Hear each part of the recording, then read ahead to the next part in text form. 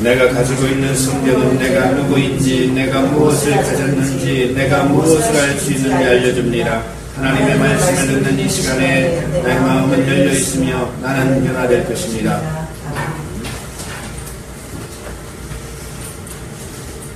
예수님께서는 이 세상에 하나님의 아들로서 절망과 고통 가운데 방황하고 있는 사람들을 구원하시기에 이 세상에 오셨습니다. 그리고 그 길을 완성하시기에 절망과 고통 가운데 있는 이 모든 사람들의 절망과 고통을 해소하시고 그들이 하나님께서 베푸시는 은혜와 평강의 삶을 살아가도록 하시기 위하여 그 목적을 완성하시기 위하여 십자가의 길을 걸어가셨습니다. 십자가에서 예수 그리스도 자신이 죽어야만이 사람들의 죄를 용서하실 수 있고 또 사람들이 그렇게 죄의 용서함을 받아야만이 생명의 삶을 살아갈 수 있기 때문에 예수님께서는 기꺼이 십자가를 지는 일을 행하셨습니다.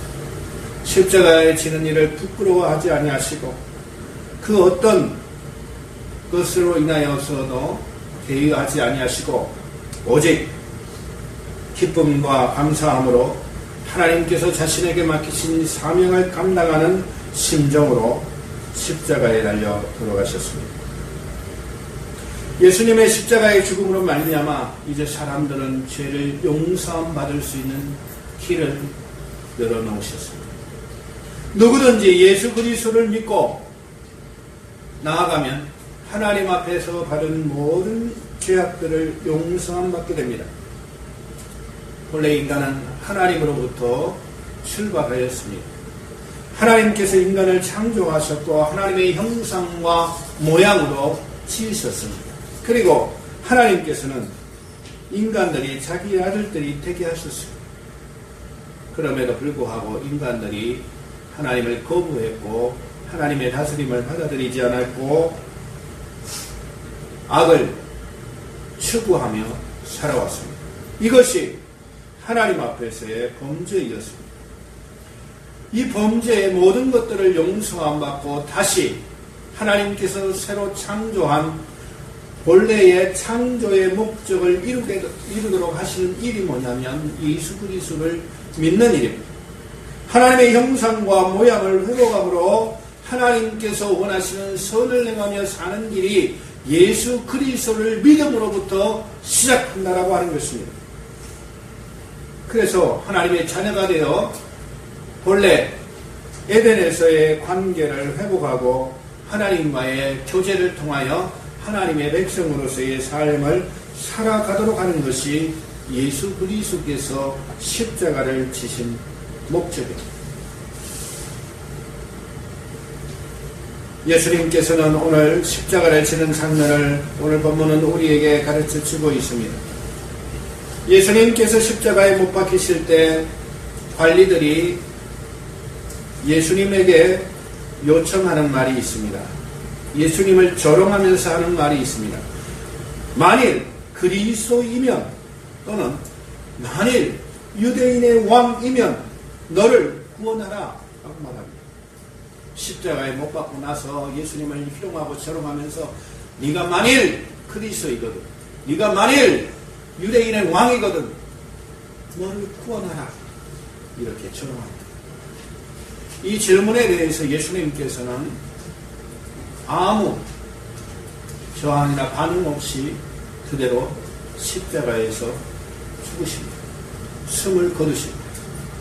성경을 통해서 우리가 잘 살펴보고 있는 것처럼 알고 있는 것처럼 하나님께서는 때로는 마치 존재하지 아니하시는 것처럼 마치 살아계시지 않는 것처럼 아무런 저항 없이 어려움 가운데로 들어가시는 경우들이 있습니다. 오늘 이 본문도 예수님께서 이 십자가에서 내려오실 수 있는 능력이나 자기 자신을 십자가에 못 박는 이 사람들을 물리칠 수 있는 고난이 없으셔서 이렇게 하시지 않습니다. 예수님께서는 이 세상에 계시면서 자연 만물을 다스리셨습니다. 풍랑을 멈추기도 하셨고, 죽은 자를 살리기도 하셨고, 병든 자를 고치시기도 하셨습니다. 오랜 질병으로 인하여 이 세상 모든 사람들이 두 손 두 발 다 들고 저 사람 고칠 수 없다, 저 사람 나을 수 없다, 죽음 가운데 빠져있는 사람이다 라고 하는 사람들도 예수님은 고치셨습니다.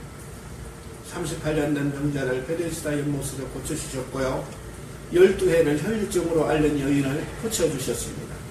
나면서부터 소경된 자도 고치셨고, 나면서부터 절름발이 돼서 걷지 못하던 사람도 걷도록 만들어주셨습니다. 인간이 생각하는 불가능을 예수님께서는 가능하셨습니다. 그럼에도 불구하고 예수님은 오늘 자기를 조롱 섞이고 희롱 섞인 말을 함에도 불구하고 예수님은 아무 말 없이 십자가를 지십니다.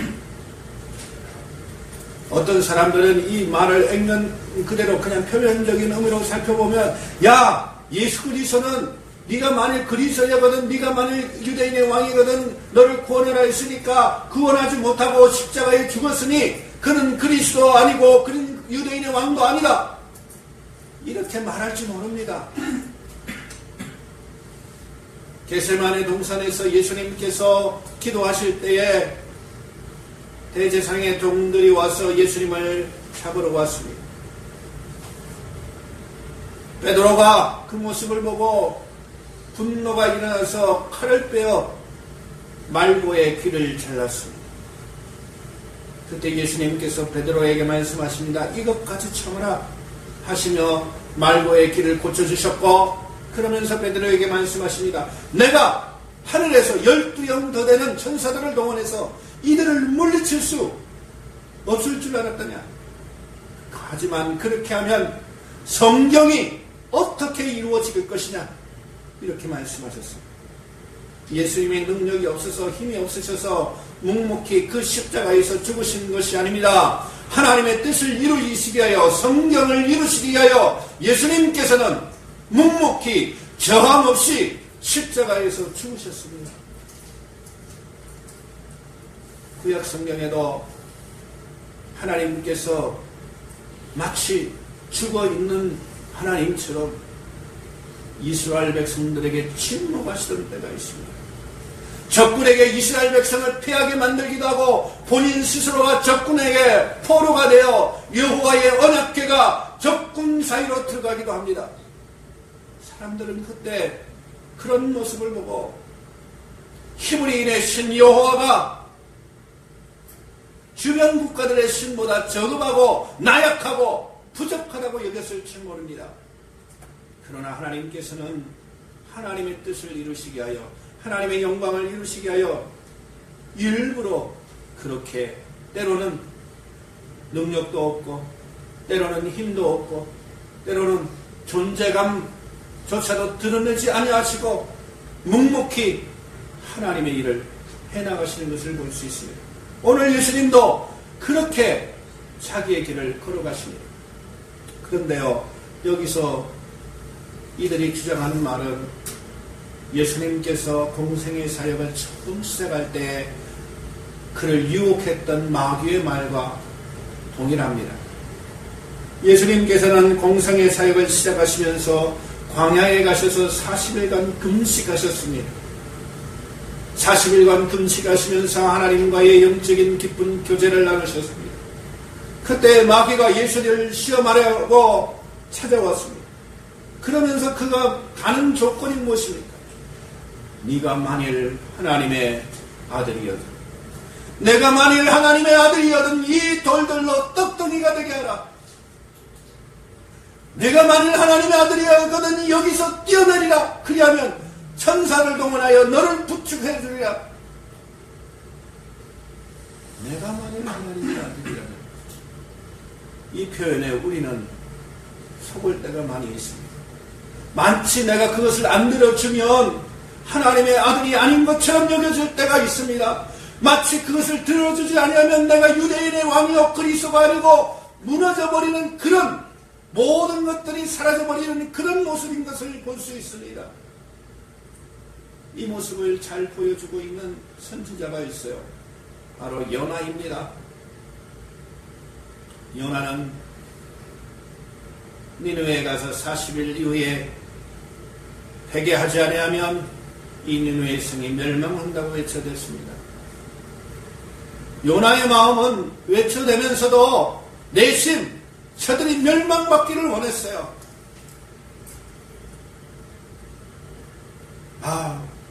우리의 대적 저것들 하나님이 진짜 멸망시켰으면 좋겠다. 그 마음에 뭐 감동이 있겠습니까? 감정이 실려 있겠습니까? 진짜 애타는 심정으로 구원 영혼을 구령하는 그 입장으로 했겠습니까? 그런데 하나님께서요 은혜를 베푸시니까 니느웨 백성이 그 소리를 듣고 금식하면서 가축들까지 다 금식시키고 회개하고 그래서 하나님께서 그들을 구원하십니다. 요나가 외쳐댔던 40일 이후에 니느웨가 멸망한다는 것은 이루어지지 않았습니다. 그러자 요나는 가서 탄식하며 하나님을 원망합니다. 왜요? 가장 핵심적인 내용은 하나님이 시켜서 내가 여기 왔는데 하나님이 내가 선지자로 가서 거기에서 하나님의 말씀을 전하라 했는데 그 전하는 하나님의 말씀이 뭘로 판명이 났어요? 거짓으로 판명이 났어요. 안 일어났어요. 40일 만에 니느웨가 멸망해야 되는데 멸망하지 않고 내가 전한 말이 거짓말이 됐어요. 그러니 신명기에 의해 요나는 거짓 선지자가 되는 것입니다. 그래서 요나는 하나님 앞에 대해 저항하고 항거하고 한탄하는 것입니다. 하나님의 큰 일은 좌우를 분변치 못하는 12만 명을 구원하는 일이었음에도 불구하고 그렇지 못했던 그 모습을 자기 자신 때문에, 자기의 명예 때문에, 자기의 이심 때문에 하나님의 일보다 더 중요한 거예요.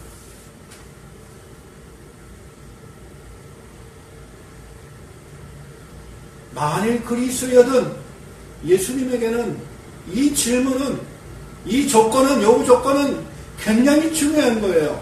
왜냐하면 예수님은 하나님의 아들이시며 그리스도이시기 때문에 그렇습니다. 그런데 이 말을 안 듣자니 뭐가 되는 거예요? 내가 그리스도가 아니라고 하는 사실을 인정하는 것과 같아. 표면적으로.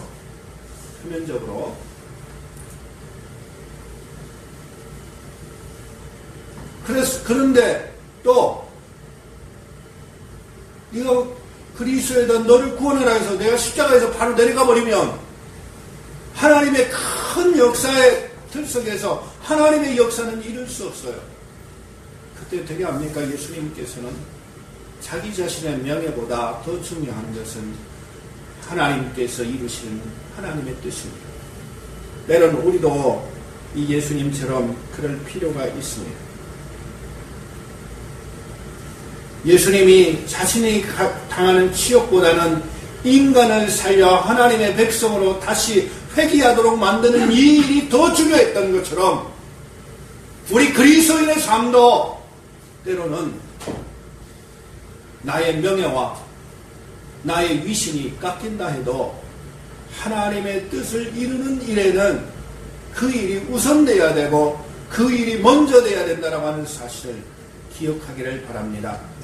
예수님께서 베드로에게 하셨던 말씀, 이렇게 하지 아니하면 어떻게 성경이 이루어지겠느냐? 하나님의 말씀 앞에서 우리는 하나님의 말씀대로의 삶을 살아야 됩니다. 때로는 우리가 무능력한 사람처럼 보일 수 있어요. 우리의 모습을 통해서 하나님의 살아계심이 보이지 않을 수도 있어요. 그러나 우리는 예수님처럼 오늘 묵묵히 그 길을, 십자가의 길을 걸어가셨던 것처럼 하나님께서 우리에게 주신 그 은혜를 따라서 구원의 그 능력을 따라서 묵묵히 예수의 뒤를 따르는 우리 모두가 되기를 바랍니다. 예수님께서는 마치 아무것도 아닌 존재처럼 묵묵히 죽어갔지만 예수님이 그리스도이신 증거를 세상은 오히려 보여주셨습니다. 예수님이 돌아가시자마자 세상에 나타난 징조가 있습니다. 44절에 때가 제60쯤 되어 해가 빛을 잃고 온 땅에 어둠이 임하여 제90까지 계속하며 이렇게 기록되어 있습니다. 예수님은 이 세상에서 즐거운 말씀하셨습니다. 인자는 세상의 빛이니라. 그리고 예수님 또한 제자들에게 말씀하셨습니다. 너희는 세상의 빛이다.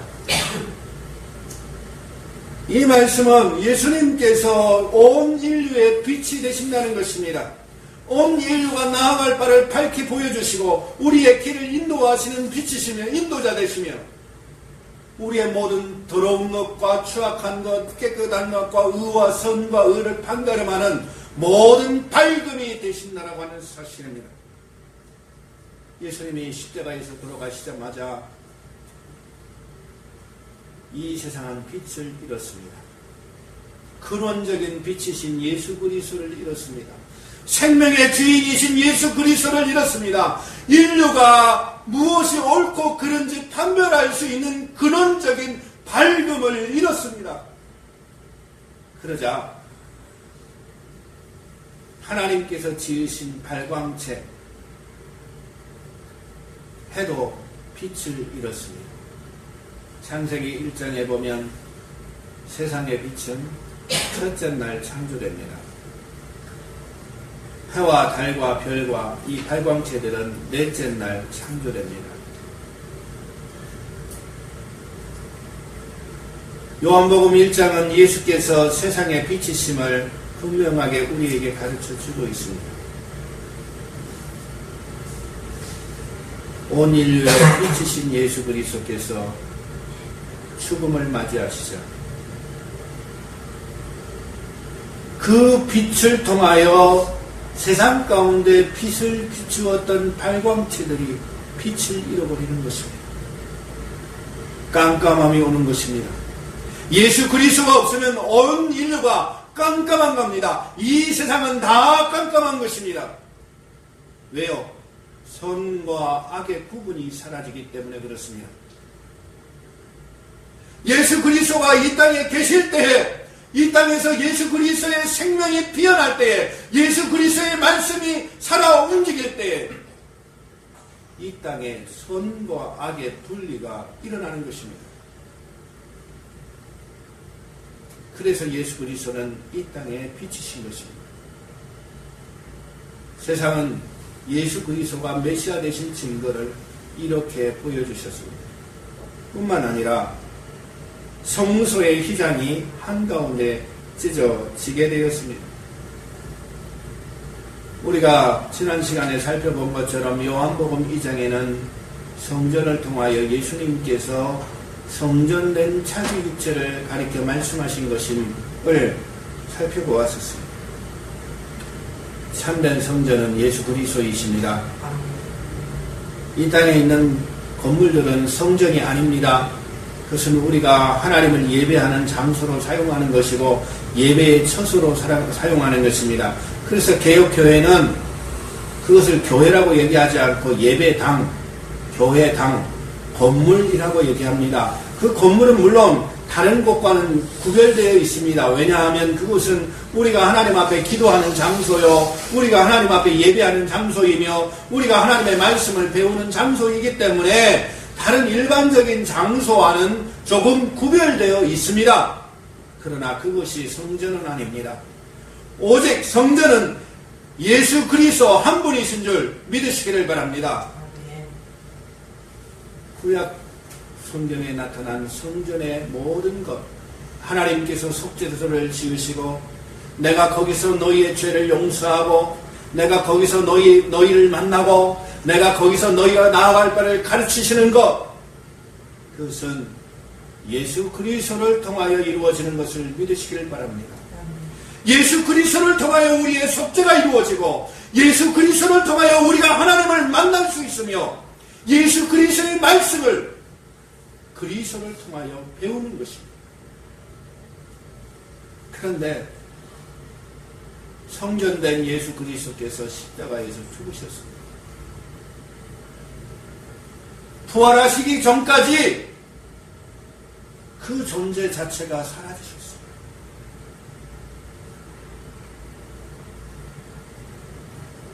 성전의 기능이 무너져버린 것입니다. 성전의 휘장에 갈라지는 것이 바로 이것입니다. 물론 이 성전의 휘장에 갈라지는 기능에 대해서 어떤 분들은 지성소의 휘장이 갈라짐으로 예수 그리스도를 통하여 하나님 앞에 직접 우리가 아련할 수 있는, 하나님을 아련할 수 있는 그런 계기가 되었다고 말씀합니다. 맞습니다. 예수 그리스도를 통하여 아련하는 것입니다. 성전의 휘장이 떨어졌다고 해서 그냥 예수 그리스도 없이 들어가는 게 하나님을 만날 수 있는 게 아닙니다. 오직 성전된 예수 그리스도를 통하여 하나님을 만날 수 있습니다. 이것이 당시의 사람들은 예수 그리스도의 메시아성을 부인하고 예수님께서도 자기 스스로 침묵하고 묵묵히 바보처럼 십자가의 죽음을 맞이하셨지만 하나님이 지으신 온 세상이, 하나님이 만드신 그 성전이 예수 그리스도가 메시아 되시고 예수 그리스도가 그리스도 되심을 우리에게 보여주고 있는 것입니다. 오늘 본문에 등장하는 사람들이 몇 사람 등장합니다. 많은 사람들은 예수님께서 십자가에 달리시는 것을 구경했습니다.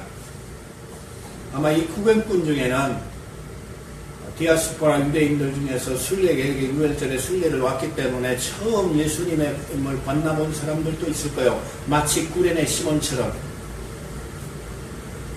그러나 갈릴리 유대로부터 예수님께서 행하시는 기적과 이적을 보고 예수님께서 오병이어의 기적, 7병이의 기적을 베푸실 때 그 떡과 물고기도 나눠 먹어먹고 예수님의 말씀을 들었던 사람들도 있을 것입니다. 구경꾼들 중에는 그래요. 또 조롱하고 있는 이 관리와 병사들, 특히 관리라고, 이 누가복음은 관리라고 병사들보다는 관리라고 하는 표현을 사용했어요. 아마도 이 표현은 유대인들 중에 사내들인 공회원들, 성전에서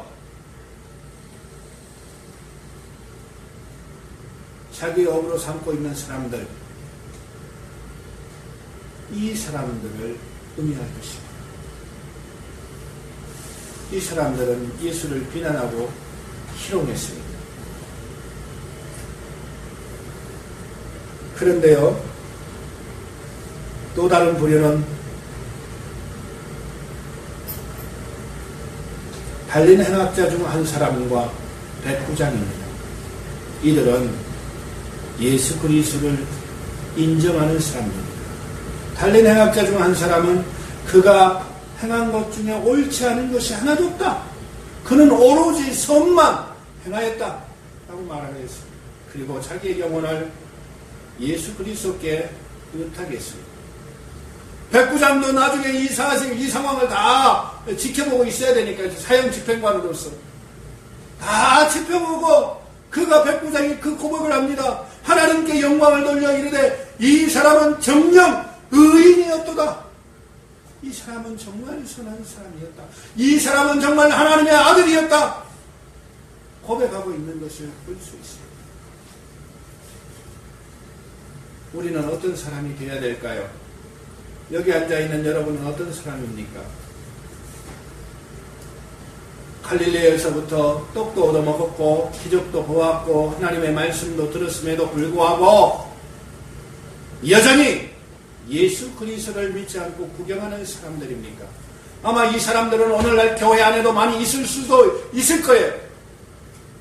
참다롭게 예수 그리스도를 믿지 아니하고 올바른 신앙을 고백하지 아니하고 그저 교회를 성경의 표현대로 말하면 경건을 이익의 방도로 생각하는 사람들, 목사의 직을 이익의 방도로 생각하는 사람들, 장로의 직을 이익의 방도로 생각하는 사람들, 이 사람들은 예수 그리스도의 십자가 앞에서 구경만 하고 있을 거예요. 기적도 보았고 밥도 얻어먹었고 말씀도 들었지만 그들의 가슴 속에 예수 그리스도를 사랑하는 마음과 예수 그리스도를 믿는 마음은 존재하지 않는 거예요. 그런 사람이 되어서는 안 됩니다. 우리는 오늘 백부장과 이 달린 행악자 중 한 사람처럼 예수 그리스도에 대한 믿음을 가져야 됩니다.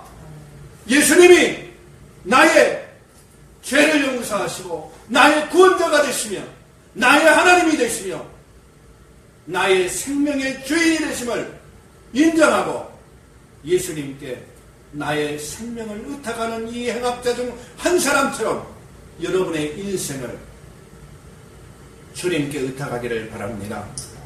여러분의 인생을 주님께 맡기시기를 바랍니다. 주님 앞에 나가는 모든 사람들 주님이 고쳐주시고 새롭게 해주시고 치유해주시고 그들을 구원하시며 그들이 의에 이르도록 주님께서 만들어 주셨습니다. 여러분, 우리의 연약함, 우리의 부족함, 우리의 죄 모든 것을 가지고 있는 그대로의 모습대로 주님 앞에 나가시기를 바랍니다.